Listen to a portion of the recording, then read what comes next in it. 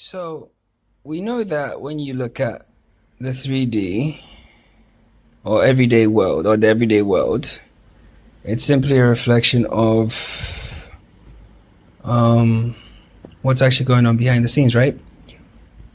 So when I look around, especially in the West, what do I see? Even on a kind of like basic level, everybody's carrying bags nowadays. You know, grown-ups are dressed like kids. Um, Everybody's glued to their phones, constantly checking their reflection in the black mirror to see if they still are alive. The ego is a funny thing. Yeah, pointless and senseless arguments. You know, validation, validation, validation. We're really in the deepest possible part of the dream, you know, because it all kind of shows, you know, even on a kind of like basic level, yeah. Carrying phones with increasing amounts of storage. Storage for what? To carry even more senseless and pointless stuff that just they're not even tangible or useful in any way. We're not present, so we have to take pictures and videos. It's nuts, man, when you think about it. So yeah, it's nuts, man. And the way people dress these days, bro, like men in crop tops and all type of shit, bro, it's nuts, bruv. Like, what's going on? It's crazy. It's not fashion, you know. It's just a mirror of where we are in consciousness. I'm telling you, bro. Because when you look at the early eras, yeah, true or false, it doesn't really matter. We can refer to it as a kind of breadcrumb in the game, if you like. You know, previously humans, we lived with almost nothing, yeah. And there have been cycles within this game or this dream or simulation where that has been the case, you know, during famine, during like post-war, or during wars, during like illness or whatever it is, right? And we live with almost nothing. Nakedness, yeah. Hunter-gatherer societies, you know, go to parts of Africa today, I'm sure like some of the Pacific Islands, South America, people still live like walk around practically naked. Nakedness is presence, you know, because there's nothing to hide. Hiding from what? Because there's nobody in your microcosm. Do you understand? There's nothing to hide, bro. You know? And it was a time where tools were functional, yeah? No identity. We were simply here. No props, no story, just here. Just life. Just living. Just consciousness having an experience in the field. Now, if we really want to think about this, yeah, how did the ego enter the scene? This is a very profound question. Although it sounds like it's every day, it's not. It's what we do, bro. So, clothing points to hiding, yeah? And hiding points to projecting an image of the other. And with clothing being item and us collecting things, it also points to collecting identity, yeah, collecting a story, yeah. So all these things become like a storage point for the ego to see who it is in objects and things, right? So it's almost as if the moment we started to carry our stories, the ego was born. Stop there. Let's go back. Let's draw on another historical parallel. Adam and Eve, yeah? Adam, being the masculine expression, was just present, still. Yeah? Zen. The feminine in this aspect, and this is the pure feminine actually, this is a story, it's an allegory, doesn't actually mean anything negative about the feminine, blah, blah, blah, blah, blah. I can't even believe we have to make these disclaimers, man, because the ego is so so sensitive nowadays, man. Anyway, think about it, yeah? The moment Eve started to carry her story, yeah, she was susceptible to the beguiling of the devil, right? Because she started to want to be more than God and all the rest of it, right? But before, she was just present. There was no need to even compare anything, nothing. There was no vulnerability. There was no comparator, yeah? And this is basically where we are right now. So the more people carry their stories, yeah? I'm this person, oh, now my pronoun is fucking fish. Oh, I'm a fucking this, or I'm a this, or I'm a that. It's just ego, more and more ego, yeah? And it just leaves us like more and more open to us falling deeper and deeper into the animal state, yeah? Think about it, yeah? When you look at the modern era, you can't have philosophy without comparing like everyday life parallels to kind of like the deeper concepts. That's what philosophy is all about. So yeah, let's talk. So when you look at the modern era, yeah, we see adults dressing like kids, bro. Yeah. And it's almost like it's a reflection of the fear of aging, yeah? Denial of death, yeah? Fear of death, you know? Everybody's got bags, everyone's carrying bags, you know? Men are carrying fucking tote bags and Jesus, all types of shit, right? It's also another indicator, yeah, of what's happening behind the scenes. We are carrying stuff. We're carrying unnecessary stuff. We are carrying unnecessary stuff. Yeah? Okay. Not only that, we're carrying these phones, tablets, all these things, right? These black mirrors that we have to constantly check in with to see if the ego is still alive, right? You know, and they're getting increasingly like, you know, we want more storage, more capacity. Why do you think that is the case? If you didn't believe this was a dream, I'm going to show you this now. Because you want storage to carry what? Our pictures and videos and stuff, right? Because we're not present. Because if you were truly present, you wouldn't need to take a picture of that moment. If you were truly present in that moment, it'll be etched as metadata in consciousness. It'll be logged as an experience. But you weren't really present. So you have to take a video or a picture so you can look back at it and go like, oh yeah, I remember. But you don't really remember because you weren't present anyway. All these things are indicators of where we are in the dream, bro.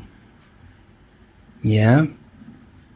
The ego is holding on to props. Yeah? We've given the ego so many places to hide. Because remember, nakedness is presence. Yeah? The more we start to carry all this stuff, yeah, the less present we are. It's a 1-for-1 correlation. The most present people you find on earth, the ascetics in India, you know, most of these like, you know, quote unquote, like tribes and stuff in the Amazon, tribes in, you know, Papua New Guinea, tribes in Africa, tribes in South America, Mesoamerica, all these places, yeah, tribes in the Pacific Islands and stuff. They're super present, bro. They're super present. They're not carrying anything. They're not carrying anything. There's no need for it. They're present. Because when you carry stuff, yeah, the more you carry stuff, even physically, you're giving the ego a place to hide. Yeah? It's made a home now. Yeah? Your phone basically is like a portable brain for the ego, yeah? Like an endless mirror for it to check its reflection, bro. And the constant carrying and the constant checking of the phones is indicative, like 100% of our attachment to form. I don't care, bro. It's facts. You know? Because now people don't just carry things. You know, they carry their identity everywhere. Terrified to set it down. You know? So you have like fucking, you know, the Rainbow Brigade. They have to carry bags with fucking rainbows and shit, bro. Like, it's like you're carrying your identity. A, nobody cares. But B, really? Now let's just pause that scene for a second, yeah? Strip the bag, the clothes and everything off that person, right? You can still be who you claim to be. But the fact that you need all those props tells me that it's rooted 1,000,000% in ego. Correct me if I'm wrong, but it's true. You know? So let's talk metaphysics now. And from the metaphysical perspective, right? All this weight that we're carrying is a reflection of ego identification. The more props, the more attachment to the illusion, because presence requires dropping what's not you. So these pronouns, the dyed hair, the fucking stupid clothes, and the fucking phones, and the fucking social media, and whatever else, or the stupid goofy shit, right? None of it is really you. All of it is the ego. Because you're not the avatar. I've told you this before. You're just the field having an experience through an avatar, interacting with the field. So you're interacting with yourself and experiencing yourself. Yeah? So the field itself doesn't need props, because awareness travels light, bro. It's like it's itself. So it doesn't need to tell itself that, oh, actually, by the way, I'm gay, or by the way, I'm actually, my pronouns are, or any of that stupid stuff. It's irrelevant. It's ego. You get it? Nobody's saying you can't be anything you want to be. That's up to you. But if you have to carry it as an ID card and brandish it, you are lost. Because if you are truly aware of what's actually happening, i.e., your consciousness having a human experience in your own microcosm of experience, who are you showing your identity to?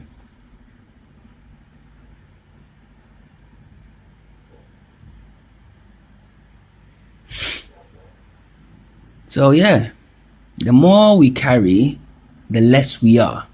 This is the probably the most important thing from this talk. I've got patties in the oven. I've got to go get them out. So I'm gonna finish this. But yeah, the more we carry, the less we are. Remember that. Yeah, we think our bags and devices and our pronouns and our clothes and our hair dye and our whatever else, watches and cars and shoes and boats and all this other stuff. Full disclaimer, I played that game years and years ago. I did all of it, bro. I told you this, bro, if it can be done, I've done it. Yeah. Like the watch collection, the shoe collection, the fucking, I've done it all. I know what I'm talking about. Yeah. Because like I said, the more we carry, the less we are, because we think our stuff, our devices make us more. Yeah. But they only weigh us down. Yeah. They weigh you down in the field, because you are supposed to be one with the field. You're supposed to be one with all that is, because you are all that is, just having an experience through an avatar. Yeah. You know? So yeah, the lucid ones, the ones that are here listening to me now, you guys, you're learning to walk empty-handed, because you remember you're everything already, you know, and that's the truth. You know? But there's another question. I'm going to tackle this before I go. And the point is, why did we start carrying the stories? Why? Okay, you're saying we're carrying all these stuff, and but why? Why did we have to start carrying them? Because, you know, why didn't we why did we spawn into the game at this point where we're carrying all this stuff? Yeah? That's fair. You got to realize that awareness never needed to preserve self or the avatar. It doesn't have any need. And that's actually written in the code, because awareness doesn't stop death happening to the avatar. It doesn't even stand in its way. Do you understand? Because it's fully present. Everything just happens, yeah? And with no need to preserve the self, life was raw, yeah? Experiential, undivided, yeah? Go and spend time in the fucking with the tribe in the forest, and you see what I mean. There's none of this stuff, yeah. But then something happened along the way. What is that thing that happened? Awareness decided to deepen its experience. This is my theory, but I believe it's true, because that's the only logical, reasonable, rational point I can see. If there is one that you have, please do share. But I think that's the position, because I think, because this is a dream, this is a dreamscape, a simulation of sorts, yeah, to experience itself, yeah, a game, if you like.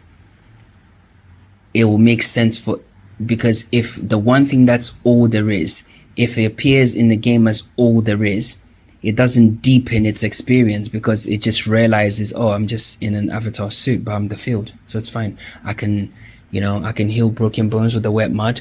I can put my ear to the ground and hear the animals come in. I can speak to the birds. I know where the snakes are. I know where the fish are. I know where I can speak to the animals. I know the herbs. I can speak to the trees. I know which herbs I can. They literally knew everything. They were one with it all. Yeah. And that's why I remember, sidebar, when I was a kid, I told you I've always been a very inquisitive child. And I remember I was asking, like, I think it was my aunt. May she rest in peace. She passed away a few years ago. Really sweet woman, actually.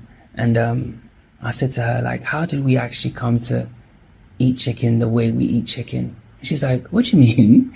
I said, because think about it. If we killed the first chicken, if the official, I was like 12 when I asked this question. I'm not even kidding. My sister will bear witness. I said, if we kill a chicken raw, we would try and eat it, because that's what our counterparts, the animals, do. But if we do that, we'll probably end up catching some illness and dying, right? The feathers and stuff would be uncomfortable.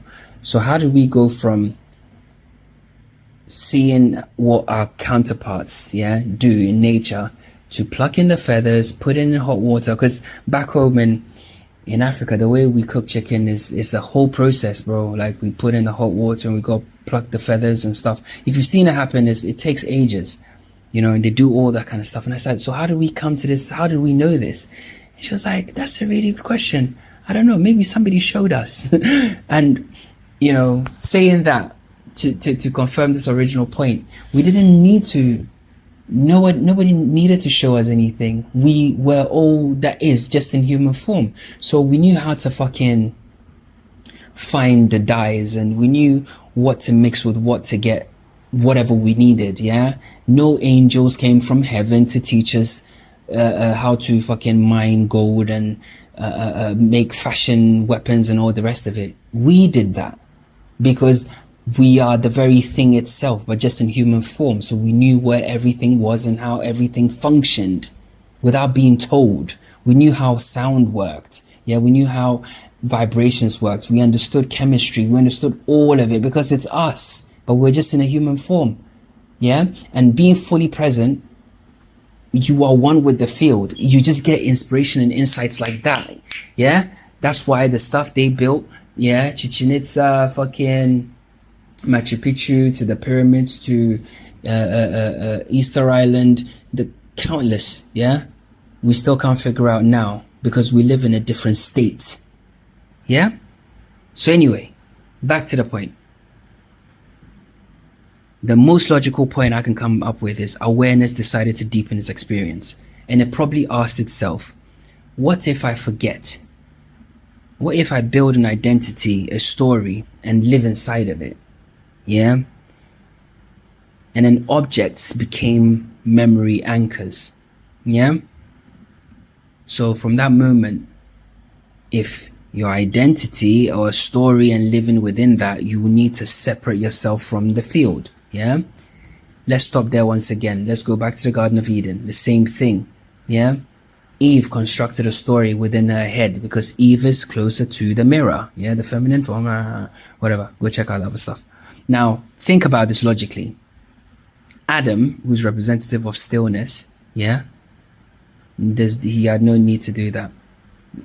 Yeah. Now, the feminine, once she had constructed this identity and the story and lived within it, yeah, she wanted to now be bigger than God and all the rest of it. So let's stop there. The key is hidden right there. She wanted to be, she was open to, because she saw herself as separate from the field.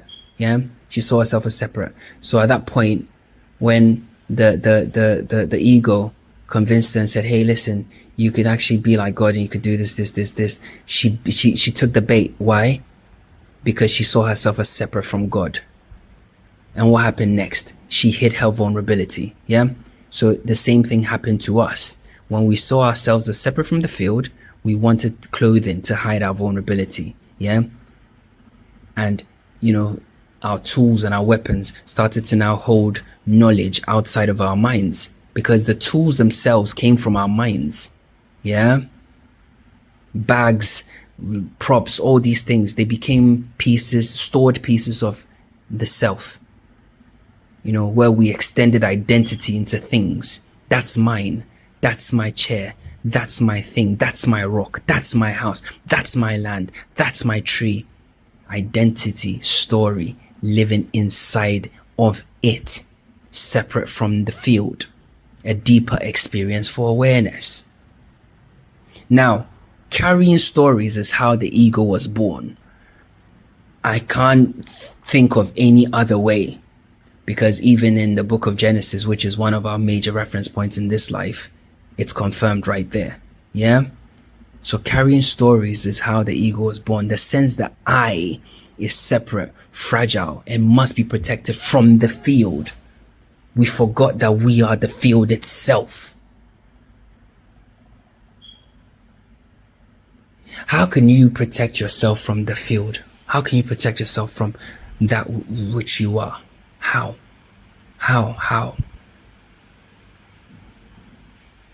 It's all illusion, bro.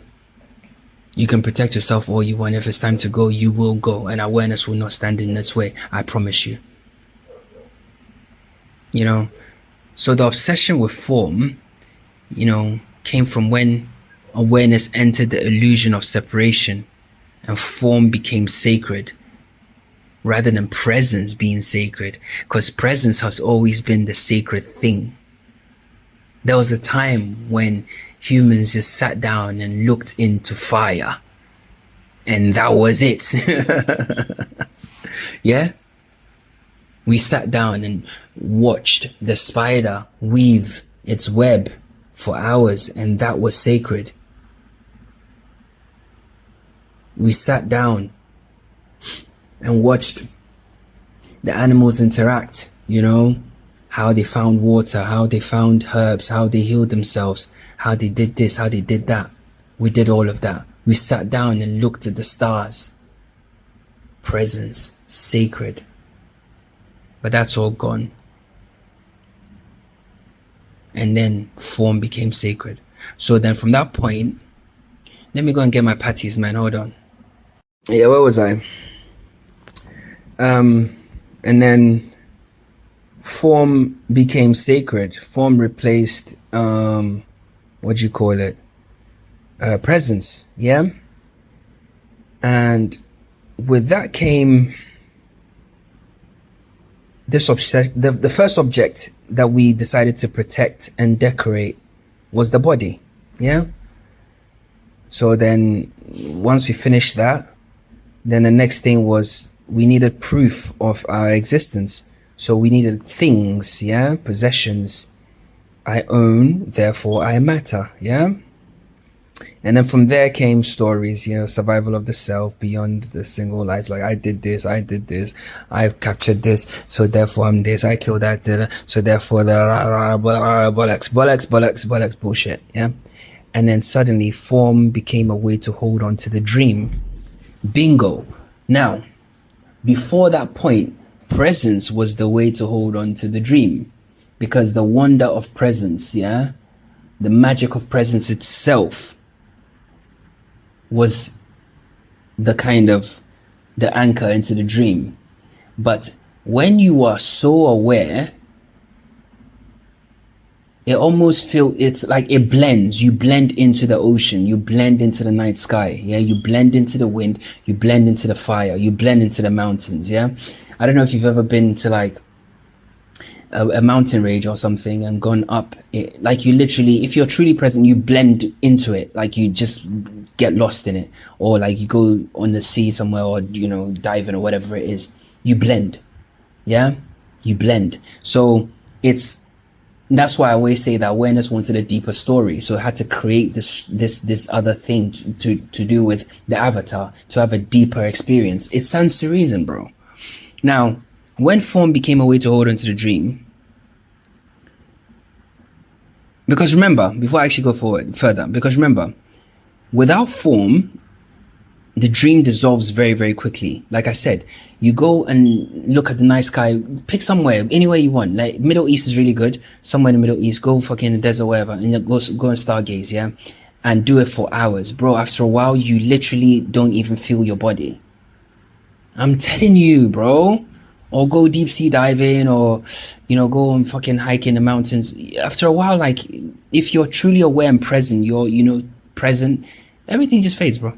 It dissolves, So when form became a way for us to hold on to the dream, we had given the ego life, if you like, yeah? And as a result, the ego clung onto form to prolong the dream. Why? Because the ego knows that without form, it will dissolve and oneness will return. So can you see the separation? The quantum field is experiencing itself through an avatar.